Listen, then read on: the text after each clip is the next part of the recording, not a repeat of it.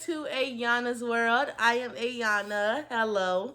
If you like it here, please like this video, subscribe to my channel, follow me on all of my social media that is in the description down below.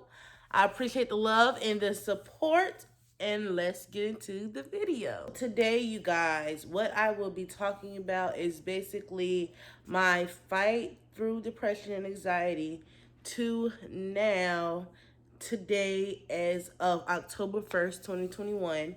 Basically talking about how I fought through my depression and anxiety, where it started, things that triggered me over the years, things that I've realized about trauma that had a lot to do with my depression. I'm gonna be talking about everything, every little bit thing that I can remember that caused to go through depression and anxiety. I'm gonna be talking about it today. And disclaimer for my family members, because all of my family members that know me, little old me, all of my family members that know me know that I do not have a filter, and I will say what I want to say when I want to say it, how I want to say it, and just be telling the truth, the honest to God truth. And that was my little fan. My honest to God truth. So everything that I say in this video today is going to be my truth. Everything that I experienced with any and everybody that has been in my life for the last years that I have been going through depression. There's a lot of things that y'all might not like that I have to say. So if you do not like it, don't watch this video. Giving y'all a disclaimer right now. After this video, whatever in this video that I said that you do not like, do not call or text my phone because you will get ignored. Okay? So yeah, I tried to put that in there because, one, don't question me about anything that I say in this because I am grown. I might be a child to you guys, but I am grown. So don't call my phone trying to question me. Okay? Okay, thank you. Alrighty, y'all. So, trying to think about where I'm going to start. Okay, so what I vividly, physically, mentally, and emotionally can remember where my depression started is after I lost my virginity, after I got on birth control, and the day that I found out my ex was cheating on me after he had taken my virginity. So, I have dates written down because I remember exact dates of certain things. So, if I look down, that's what I'm looking at. I'm looking down at what I wrote. So, I lost my virginity when I was 16. I lost my virginity September 23rd, 2017. It was a Saturday. Now, what I will not be saying is when, well, I'm saying when, but where and how I lost it, because that's not really y'all business. But just know September 23rd, 2017 is when I lost my virginity. I think maybe like a week or so later, probably not even a full week. A week or so later, my mom found out that I lost my virginity because of my nosy family. They don't know how to keep their mouth shut and mind their business. So, my mom found out I lost my virginity. Now, the thing about me is that I genuinely wanted to tell my mom, and the day that she found out, I was literally going to tell her maybe a couple of days later. So when she found out that I lost my virginity, you know, parents do the whole crying, why didn't you tell me, this, that, and the third. And then after that is pretty much when my mental and emotional state started to go downhill. I started to feel like that my mother resented me, that she did not like me, this, that, and the third, which I kind of didn't understand or didn't appreciate, because from the story that she told me as far as how her situation went when she lost her virginity, my situation was pretty similar or close to similar. So I thought she would understand me more and like kind of feel where I was coming from about certain things.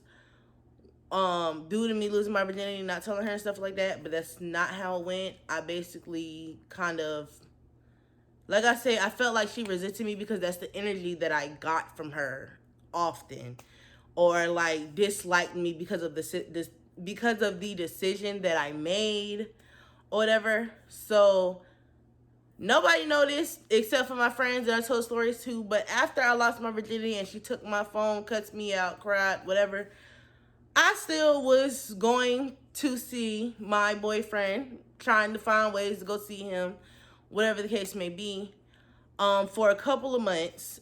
And then in the midst of those couple of months, on October 16th of 2017, my mom decided to put me on birth control. It wasn't really no conversation had. It was just the appointment this day. You going on birth control, no questions asked. So I got put on birth control October 16th, 2017. Now, the conversation that was had in that doctor's office that day when I got put on birth control, it was asking questions as far as like the paper. You know, you got to sign the paper like, do you have HIV? Do you smoke? Whatever, yada yada yada. So I was under the impression that I was going there to get tested to make sure there was nothing wrong with me, like if I didn't catch anything from my ex or whatever like that. But then come to find out, I was getting put on birth control. Now when they came to give me the cup to take my pregnancy test or whatever, I was like, oh well, if I'm pregnant, I ain't keeping the baby, whatever. You know, I was young, 16. I'm not gonna keep no baby, and I didn't want kids at all at that point either. And what my mother and God rest my stepfather's soul, what my mother and my stepfather decided to tell me was, well, if you are pregnant, you're going to keep the baby so you can learn a lesson. Pretty much in so many words, that's what they said. I think the exact words came out of my stepdad's mouth basically, oh, well, if you pregnant, you going to keep it because you should have been doing this, that, and the third, whatever. So that's what was said to me that day. So it was kind of like a moment, like I see how y'all feel about me or whatever, which I don't feel like was right because I don't feel like it was right for that to be said to me because I made a mistake, a typical teenager mistake, to be honest, at that. So after that, they bought in the pregnancy test. It was negative. I didn't have anything, whatever. So from that day going forward, every 3 months, your girl was getting a depot shot in her arm with hormones and stuff like that. Anybody know what birth control is? Yeah. Also, I will be inserting pictures of what I looked like before I got on birth control and my first couple of years of being on birth control. And then, like, later on in the video, I'll show you guys what I look like now and basically how much weight I've gained from being on birth control. So that was that. I went to the doctor's office, got put on birth control, whatever. So a couple months later, I get a Snapchat message from my one of my old friends, and she basically sent me screenshots and pictures of a girl that she knew, I guess from middle school or something, or she just knew her from around. But she sent me screenshots and pictures of my current boyfriend, in my eyes, my current boyfriend, taking pictures with another girl, and kissy, lovey-dovey, huggy, and in her bio, it had his initials or whatever. So, you know, I went ballistic. I was very, very, very upset. And honestly, like, I look back now, I don't think I made a very stupid mistake losing my virginity to that person because I thought I loved them, but it wasn't really love. It was just like a feeling of, oh, I care about you. And I decided to give my body up to that person. Why? Don't really know. Probably because it was pressure, to be honest, because he was not a virgin and I was. So, you know, typical teenage girl, oh, he's wanting this, let me give it to him so he don't go get it from somebody else. So, yeah, that was that. But once I got my phone taken, I knew in my mind our relationship was downhill or whatever. But back to where I was at. I got sent pictures of him with another girl or whatever. I messaged him on Snapchat and I told him quite a few things that God has now forgiven me for. And I have repented and asked him to forgive me for my sins because of what I said that day. But yeah, it was not pretty. And from that day forward, I cried every day for maybe like a month and a half. And it was just a matter of me. I was very, very, very insecure in myself and my body, and I chose to give my body to that person. So that was like what it was for me. It wasn't crying over him, it was crying over what I allowed him to take from me or whatever. So it was like, yeah, I cried for like a month and a half every day or whatever. And within that time, it was like nobody knew what I was going through, except for like people that I was close with in school and stuff like that. But like, as far as family wise, like my mom, my stepdad, nobody knew what I was going through at that point. I literally would be in the same room as my mom and my stepdad. We were having family night, family movie night, family game night, and stuff like that. I'll be in the corner bawling my heart out, and nobody knew. So after that, maybe a couple months later, or not even a couple months later, me and my mom got into it about something. I don't remember what it was. It was about something probably very stupid. I think it might have been a conversation pertaining to my ex, possibly. But we got into it about something, and black households disciplinary actions. So I was disciplined in that way because I think I might have said something that upset her, or I got slick out the mouth, or whatever the case may be. And I am let me put it like this. I am a light-skinned child. And if we bump into a wall too hard, or, stub our toe, we might get bruises. So disciplinary action occurred. I bumped into a wall. This was not a lie that was told. I'm just using this as an example because for viewers' discretion and YouTube purposes, I had the result of bumping into a wall, and I had to wear a sweater and pants to school for 2 weeks straight because I had those bump in the wall results on my arms and legs. And I had to go wear a jacket and pants to school for 2 weeks straight. And the response I got for having that result from the disciplinary action was that I shouldn't be so damn light-skinned. That's what I was told.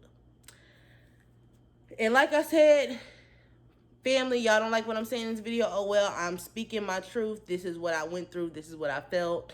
This is what I dealt with. So I'm just speaking my personal truth. So this is things that occurred throughout my last couple of years in high school. So by the time I was a junior, because I met dude sophomore year, lost my virginity to him. I met him the end of sophomore year, lost my virginity to him beginning of junior year, and then we still was seeing each other and stuff like that for the first half of junior year. I found out he was cheating on me, I think around like right before Christmas break. And then now this is where the excessive depression started. So from there, I honestly was suffering because so now after this part, this is where my boyfriend will come into play about a year later. Because that happened with my ex in December. What happened with my mom was probably January, February-ish. And then now I'm going to lead up to when I met my boyfriend, my current boyfriend now. So for those following months and year or so, I was dealing with my depression on my own. All right, y'all. So I'm pretty sure you can tell that this is possibly the next day, because it is October 2nd today. So the video, I'm about tired of this video, but y'all want it, so that's why I'm doing my best to record it and edit it and get it out. Y'all are supposed to be getting it. Y'all were supposed to get it today at 3 o'clock, but it looks like it's going to be more of a 8 o'clock situation, or upload it tomorrow at 3, because This is too much. I've had multiple clips get deleted that I have recorded, and now we're here. So the rest of this video is going to kind of be jumbled all over the place. Y'all gonna get some clips from me right now, or some clips from that I recorded yesterday. I'm trying to mix them in because I still have some clips from some parts, but the parts right after what I just said, don't know where the hell they went. Okay, so last part we were on was when I was talking about after me and mom had gotten into it. So now that's from February 2018 up until December of 2018. I'm sorry, up until September of 2018 when me and Andre started talking. So throughout those few months, almost a year, I was dealing with my depression 100% on my own. Absolutely no one knew. Like, people from school that I was really close with knew that I was sad, that they just knew I was sad, but nobody knew it was depression. So I was literally going through my depression on my own by myself up until me and Andre started talking. But throughout that year, I was just like, I wasn't here. Like, it was just, I wasn't here. I became,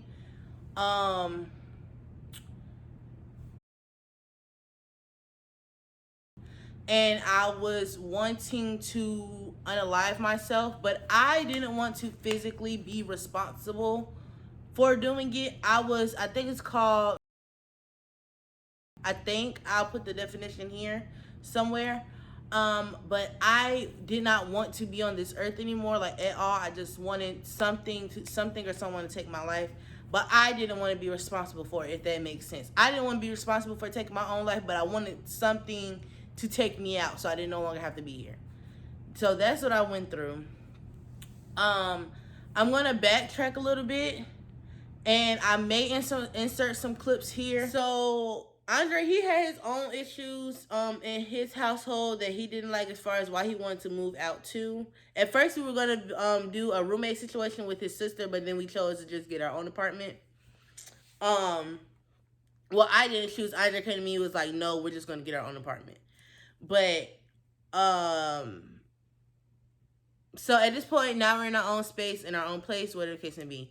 Now, I'm thinking that my depression would get better. I would be able to overcome this, but I was still insecure within myself. I did not like my body. Like I said, I'm going to put in pictures. Now, at this point, I'm probably going to put in pictures what I look like at this point, and videos and stuff like that. I got TikTokers of how I looked from when I first got on birth control to now. But I was gaining a lot of weight. I went from being 160 pounds to being over 200 pounds. So that was a very, very drastic change for me. It was a lot. Let me talk about this before I get into the part of me and Andre moving into our own place. Now I'm going to kind of bring up trauma from my childhood. I was honestly always, since I was a young child, insecure about my body, because like on my mom's side of the family, because I don't really talk to my dad's side of the family. Them people is just X'd out. I don't really talk to my dad's side of the family. But as far as my mom's side, like, I always was like, I wouldn't say made fun of, but it was always brought up. Like, at one point, I was just so skinny. I was too skinny. Nah, you so little. Da, da, da, da. And like, people kind of probably think it's a compliment, but at the same time, you're like, I'm looking around like, dang, y'all keep telling me I'm so skinny, but like, I'm looking at y'all. My family got thick thighs, big booties, nice shapes, small waist, pretty face, no acne.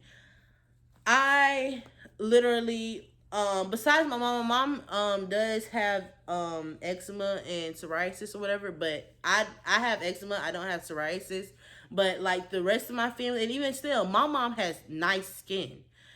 I suffered from acne really, really bad. At one point in middle school, I had a rash due to allergic reaction around my mouth. I had a really light white spot. So I always was insecure about something. But my family always told me, like, oh, you're so skinny. My family bodies just was so nice to me. Like, they had nice shapes and stuff like that. And I was just like, why do I have to look like this? Why do I have to be so skinny? Like, I always... And then at one point when I started gaining weight from my birth control, I was like, why am I fat? I started to appreciate when I was smaller, because at one point I was I once I got in high school, I started to like that. I gained a little bit of weight. I got a little bit of thighs now. Got a little bit of breasts now. That's what I enjoy. Then I was put on birth control, and it was like, yo, I'm gaining weight every month, like constantly. Like it was like nonstop. I was just gaining weight, gaining. My phone keep running out of storage. I need to try. I need to. I'm ready to get a new phone, but anyways, so yeah, I was just very insecure, and then also, I got bullied in school too because my eyes, as y'all can see, I have very big eyes, and I used to get called Sid. I used to get called bug-eyed, all of that stuff. I used to get called a blowfish, Finding Nemo. I used to be called so many different things. And then also, I was poor. My family was me, my mom, and my brothers, because Destiny wasn't in the picture yet, which is my little sister, but me, my mom, and my brothers, we were homeless for a lot of the time of our childhood. Majority of my childhood, we was homeless. We was either staying with people, staying in hotels, sleeping in cars, or yeah, that's about it. Sleeping in cars, staying with people, or staying in dirty hotels. And it was very, I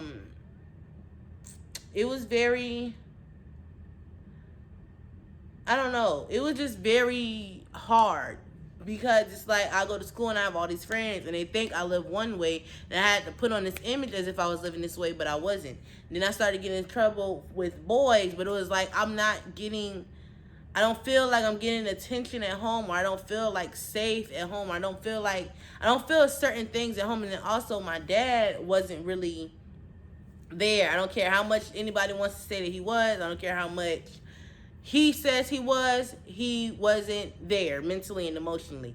He'll come and spend some money. He'll get us on weekends because my mom needed him to, or he'll get us on the weekends because mom wanted him to. It was just like he wasn't really there.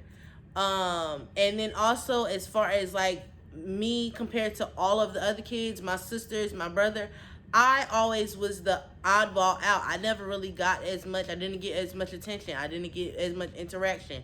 I didn't get as much as all the materialistic things didn't matter. I didn't get as much materialistic things. I didn't get the good gifts. I got like, and then at one point, me and my brother was getting treated that way. But like for most of the time, it was me. So that was something that affected me. It was just a lot. It's a lot from my childhood that now when I deal with certain things, it triggers me. So that is a part of my depression journey, figuring out what traumas from before my depression started has to do with my triggers now, because I have a lot of different triggers due to a lot of different situations, being talked to certain ways, dealing with certain people. It was just like a lot.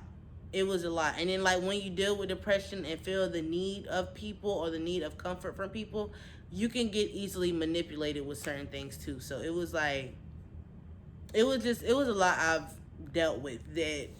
Yeah, I've never had to deal with like anybody touching me, anybody physically, anybody physically abusing me or whatever, other than disciplinary actions. But I didn't have to deal with that stuff, and I'm very grateful because, to be honest, if I had to deal with those things on top of the things that I already dealt with, and I wanted to unalive myself for the... Alright, y'all, so this is the third day of me trying to get this video done. So we're going to get it done today. For real, I'm getting it done today. I'm over trying to get this video done. Okay, so the last clip y'all just seen was me talking about me being grateful that I have it. Like, I'm one of the people that didn't get touched as a child or nothing like that. And I was saying how I'm grateful for that because I wanted to unalive myself for the things that I was going through in my life. If I would have had to deal with that too on top of that, I definitely would have probably went forth with doing that, because that is something very, very, very traumatic and just traumatizing, and just something that it's people that might have dealt with it when they were children deal with up until they're 40, 50, 60 years old. Like, that is something that mentally messes with you for your entire life, the rest of your life. It's hard for you to trust people with your body after some stuff like that, especially if it's something you dealt with for years. And since we're on the subject of unaliving myself, I have another clip that I have a continuation of, but I don't have the beginning of it. So I'm going to start it off here. Um, I was talking about how there's a specific situation where I wanted to unalive myself, and I actually went forward to attempting to, or I was about to attempt to. And Andre and my brother, Sincere, I call him Mimin, was there. And it was a night, it was after my stepfather had passed, and um, it was after my stepfather had passed, and it was just a lot going on because me and Andre were not on good terms. Me and him was going through a lot. Andre and I had our own things going on, so it was just a lot going on for me. So I was just like, bruh, I just want to end it all right now. I'm over it. Like, I just can't deal with it no more. So, I was walking. Me and him, I think me and my brother were talking about something in the car. We had went somewhere, and we were at my mom's house, and then we had left and went somewhere, and I think we were talking about something in the car, and I just got heated, and I got in the car and I slammed the door, and I was just walking.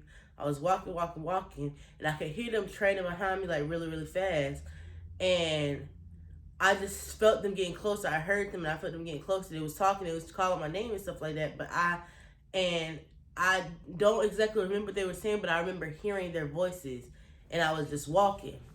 So yeah, I was just walking, and I'm crying, and they talking. Mimin and I'm sorry, Mimin is my brother. My brother and Andre just behind me talking. I hear them talking to me, and I know I'm responding, but I don't know what I'm saying. And all I hear, we get closer by the lake, and all I hear Andre say is, "Grab her, grab her, grab her." I just heard his voice, "Grab her, grab her, grab her," and something just like snapped at me. I remember I was walking really, really fast towards the lake, and then as soon as I heard Andre's voice, I just started to slow down.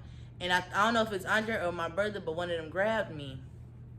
And my brother was mad as hell at me. I don't think I've ever seen since before, instead of like besides when we fought when I was younger. But I don't think I've ever seen my brother that angry at me. He's like, "This is really what you want to do? You want to do this? You gonna do this to mom?" Da da da da. And he was really, really upset with me. And then Andre, he was mad. Andre was crying. My brother was yelling at me. It was a lot. But that was the first time I've ever seen my brother that angry at me, and like he was yelling at me, like he was very, very upset. And that was the first time I believe I've actually like considered and tried to actually unalive myself. Because like I said, I had this thing where it was I didn't want to I didn't want to be responsible for unaliving myself, but I just didn't want to be here. I wanted something else to take me out. And in that moment, that was the first time I've actually considered doing it on my own. But that night was something that really like, I was like, damn, I really just did that. And my mom, she had absolutely no idea this happened. As a matter of fact, I think my mom called when we were walking out because we was gone for a while. So she called my phone, I think, one of our phones, to ask where we were at. And that was in the midst of me walking to the lake. And she was just very, very upset. And we're trying to figure out where we was at, trying to make sure I was okay, because she could tell in my voice that I guess something was wrong or whatever. But after that, I still was dealing with a lot mentally. I still was like breaking down, and it got to a point like a few months ago, I was literally crying like every single day. Because like I say, up until like last month, a couple months ago, me and Andre were not on good terms. And it was just like, Andre and I were not on good terms. And we were just going at it. We were arguing. I was crying. My feelings was hurt. His feelings was hurt. It was just like a whole lot. And I was just becoming very, and it got very, very hard for me. And then Andre was like I say, this past year, I'd never seen Andre so angry at me.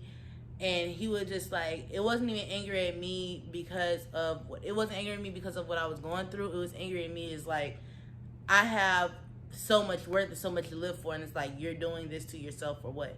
Because when it comes to dealing with certain things in your life, you do have to learn to take your responsibility for why you're in the positions that you're in. And like, I'm very, very strong. I'm very, very strong minded, and everything that I've dealt with from being a child up to now, I don't ever want my child, if I have kids, to feel how I've ever felt. I don't ever want my child to go through the mental state that I've gone through, go through the generational curses that I've had to deal with. I'm breaking like all ties of that.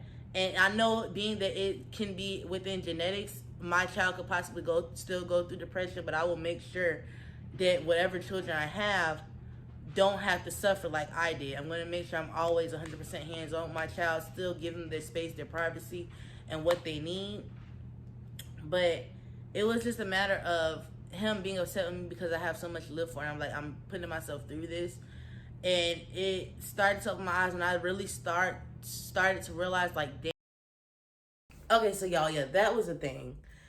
But after that, I literally, like, seriously started to take accountability for what I was doing to myself, because I was talking down on myself. I didn't believe in myself. I wasn't telling myself that I was strong. I wasn't telling myself that I can get through this. I wasn't uplifting myself. I wasn't making myself feel good. And it's not also like I was expecting everybody else to. I was looking for something out of Andre, because I was, but it wasn't like 100% that. I knew I needed to do something for myself too, but I wasn't willing to. I didn't believe I was strong enough to. But after that, I started to genuinely take accountability for what I was doing to myself. And then I started to take realization of what has gotten me to this point. I started to target my triggers. I started to target my trauma and try to break it down to understand why that then has me acting like this now. You have to start to learn how to take accountability and take acknowledgement of your emotions. That's literally what I had to learn how to do. I had to learn how to take control of my emotions. I had to learn how to control my actions, control my anger, because it's not only sad. It turned into anger at some point. I was angry. I wanted to harm others. I wanted to harm myself. I was physically harming myself. Like, let me tell y'all, like, literally, I see all my piercings, all of them. I would literally yank on my piercings. I would pull my hair. I would bang my head on shit. I would punch myself in the head. Like, I was literally like, it was like I was trying to knock myself out of this crazy I was going through. Like, it was bad. Like, I wasn't around here like slicing myself. I wasn't around here like doing stuff like that, but I was still physically harming myself. I was literally like, I was so like, y'all, it's like crazy to me, because I just became so angry. I did a whole 180. Became a completely different person that I wasn't, and I did not like that. And I knew I didn't want to be that person, but it was like, bro, like, I'm going through all this shit, and you expect me to be the happiest that I am, but I wasn't. And it was a lot. It was a lot. And these past few months had been horrible. Like, it was bad, because everything was knocking me at once, because I was starting to realize so much as to why I was where I was at. And then it was y'all, like, I don't, like, y'all can see how blown I was, because I can't believe that I got to this point of being that person. Because anybody that knows me knows I love wholeheartedly. Anybody that I'm not friends with anymore, I'm not friends with, because we both probably fucked up in some sort of way. Like, I love with my all. I'm such a loving person. I'm such a caring person. I give people my all. I bring people into my home. I am like, and everything the good thing I'm saying about myself, I wasn't that person. I wasn't the person. I started to not give a fuck about people. I seriously did. Like, I just didn't care. Like, I don't care about myself, so what the hell am I give a fuck about y'all for? Like, that's literally what I was on.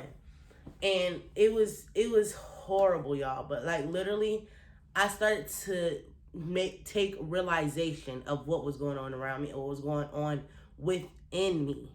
Not only around me, but you have to realize what's going on within yourself. Like, seriously. And that's what it was. I had to realize what was going on within me and what type of turmoil. Because the depression was not only taking a mental and emotional state. Physically, I was going through it. I was throwing up. I was having headaches. I was having stomach aches, body aches. Like, it was literally like, breaking me down, like to the point that some days I feel like I was going to die that day. Like seriously. Like it was bad. And it was so horrible because it got to a point where I wasn't even telling Andre how I was feeling. Like he would just ask me, like, why are you in so much pain? Like he was wondering why. It's that shit. Like your mind is literally the controller of your entire body. So if your mind ain't right, the rest of your body ain't gonna be right. Like seriously. And that's what it was for me. And then, but outside of my realization, once I started to learn how to take more accountability, you have to be willing to help yourself. You have to believe that you can get better. And I started to try to make myself believe that. And then you have to start praying. You got to start meditating. You have to start taking time for yourself. Like there is nothing wrong, and I tell people this all the time. There is nothing wrong, absolutely nothing wrong with being selfish. And you want to know why? Anybody tell you otherwise and tell you that you're selfish? Say, yeah, I know I am. Because you have to live for yourself. Stop living trying to make everybody else happy. Stop living trying to make other people feel good. Stop living and letting other people's feelings come before yours. Like, seriously. Because you're going to be miserable. You out here trying to make other people happy, but the thing that you're doing to try to make other people happy is making you unhappy and miserable. And at the end of the day, that person gonna walk off and go about their day while you sitting in your corner miserable as fuck. Like, seriously. Don't live for nobody else but yourself. You yourself come before your partner. Come before your family, your parents. Seriously. Because you don't owe nobody nothing. Unless you have a child, the only person in life that come before yours is your child. That's it. That's the only person that come before you is your child, because they didn't ask to be here. You brought them into this world. So make sure that their feelings come before yours. But you got to make sure that you up to par to make sure they straight. You can't be out here trying to make sure your kid happy if you're not even happy. You can't teach somebody how to be happy and how to be at peace if you're not even there yet and don't even know how the hell to get there for yourself. Like, seriously. Like, just live for yourself and live for your kids. If you have kids, that's it. If it ain't your kids, it's for you. I tell Andre all the time. I even tell Andre this. You come before anybody, including me. If whatever I ask you to do don't make you happy, don't do it. Set boundaries for every single person in your life. If you ain't gonna let me talk to you any type of way, don't let nobody else on the street talk to you any type of way because you want to avoid confrontation and don't want to address certain shit. No. Every person on this earth have boundaries for them. And the boundaries can vary, but have boundaries for every single person on this earth. Because you come before anybody and anything else. And if you got kids, your kids come before anybody and anything else. And that's period. And I just want people to understand that you can live for yourself. Accept the fact of being selfish, because that's some good shit. You know that you come before everybody else, and don't be selfish on no cocky shit. Like, don't be selfish on no cocky shit. Be selfish on some self-love. I respect myself shit. Because that's what I'm on. I respect myself. I have confidence within myself. I believe in myself now. I love myself now. And that's the type of time that everybody need to be on. Like, seriously. And I say that, and I'm trying not to get emotional, but I'm saying this because this is something that I had to learn. And this is something that lifted me the fuck up. Seriously.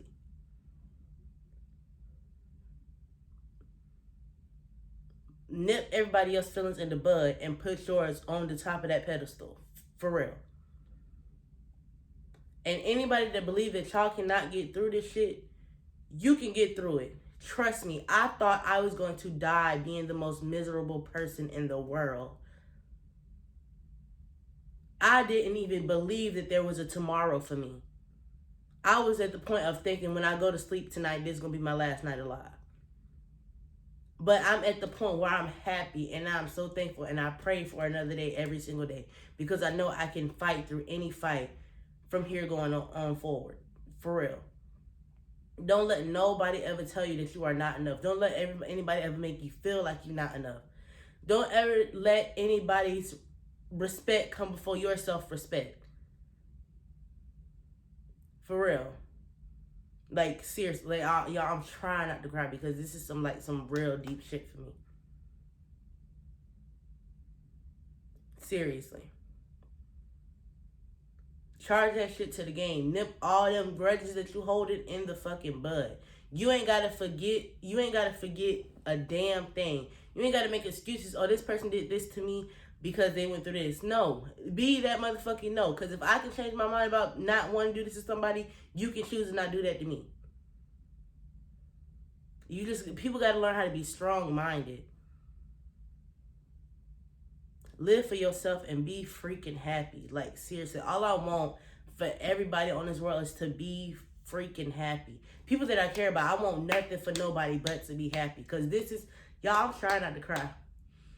Because this is where I wanted to be for so long. I wanted to be at this point where I'm happy for so long, and I'm finally here. Get yourself here. Do what you got to do to get here. If you have to isolate yourself in order to lift yourself up, do that. If you need people around you, make sure it's the right people around you and let them know, I need you here. You're not here because I want you. You're here because I need you here. Don't feel weak because you need people. Because you need people. You need love. Love is needed. Comfort is needed. That is something that's needed. Just make sure it's the right, genuine people around you that's going to give you that at all costs. You can't just be giving out that energy to other people. Them same people that you're giving it to has to be willing to give it to you as well, so y'all can give each other and receive from each other.